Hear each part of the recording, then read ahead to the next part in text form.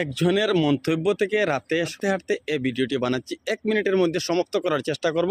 দুঃসাহসিক ডাকাতির ঘটনা সংঘটিত হয়, যেখানে মিজোরামের বাসিন্দা একজন মিজো নাগরিককে রাস্তায় আটকে দিনের আলোয় সাল 8টার কাছাকাছি সময়ে সংঘটিত হয়েছে।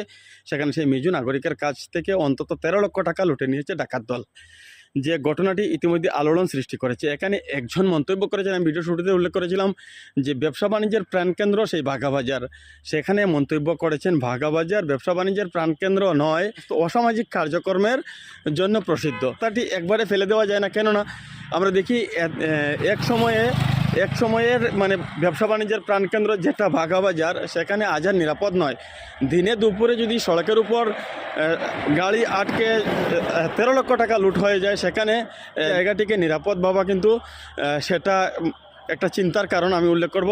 তো এখনও পর্যন্ত যারা দুষ্কৃতিকারী তারা কয়েকজন, কিন্তু আর সেই কয়েকজনের কারণে বৃহত্তর অঞ্চলের যেভাবে বদনাম হচ্ছে, এখনও পর্যন্ত যদি যারা সচেতন নাগরিক রয়েছেন তারা যদি এখনও সতর্ক না হন, তাহলে কিন্তু এই যে একটা দুর্নাম আমাদের এক সময়ের যে শান্তির দ্বীপ বরাক উপত্যকার মধ্যে ব্যবসা বাণিজ্যের দিক দিয়ে ভাগাবাজার ছিল 1 নম্বরে, সেটা কিন্তু আর থাকছে না।